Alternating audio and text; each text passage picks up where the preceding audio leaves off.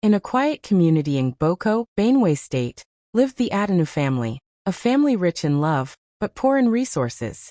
Mr. Adenu was a bricklayer who worked tirelessly under the sun. And his wife, Mama Rose, fried akara by the roadside every morning just to keep the children fed. They had 3 kids, Terser Mimi and little Dushima, bright children with dreams bigger than the space life gave them. Every evening, the family gathered outside their small mud house to share dinner. Not because there was plenty to eat, but because unity made even Gari feel like a feast. Some nights there was food. Some nights, there was only hope and prayers. But never once did they lose joy. One rainy evening, as Mama Rose packed what was left of her unsold akara, she noticed a young man by the roadside. His clothes were soaked, his shoes covered in mud, and he held a small travel bag like someone on a journey gone wrong. He looked exhausted and hungry. People passed him without paying attention. Some stared, some whispered.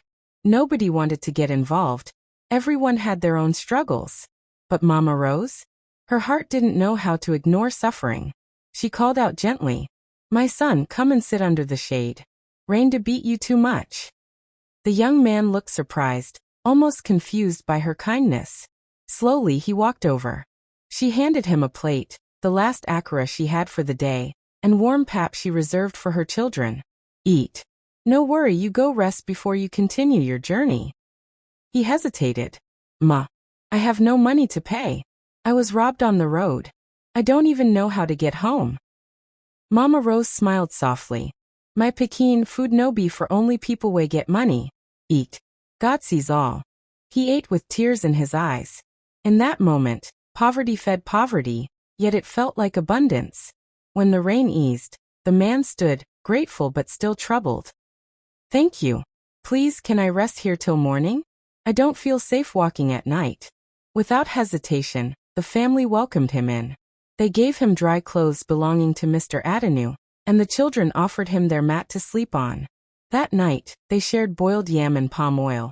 A simple meal, yet served with love. The next morning, the stranger left with gratitude and a promise none of them took seriously.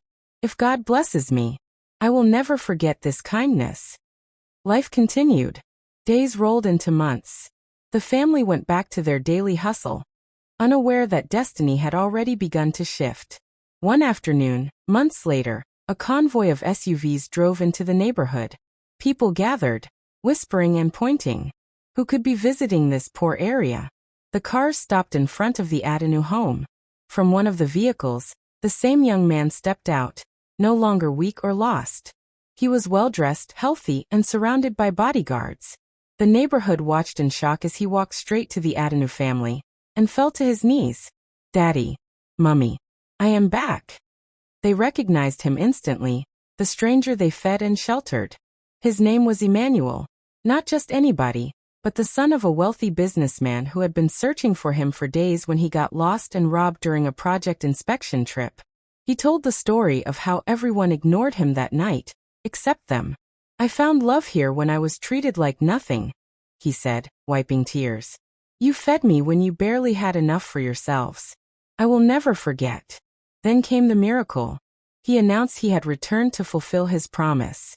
He built them a new house, a beautiful bungalow furnished with everything they ever needed. He sponsored all 3 children through school, promising to support them till university. He set up a proper kitchen business for Mama Rose, with equipment, a shop, and a signboard that boldly read, "Rose Gold Foods, where kindness lives." And for Mr. Adenu, he established a construction supply business, so the man would never have to break bricks under harsh sun again. The whole community stood speechless. One small act of kindness changed a family's destiny forever. From that day, whenever someone asked Emmanuel why he gave so much, he would smile and say, "You don't help only when you have excess, you help when you have heart." Those who give when they have little are the richest in spirit.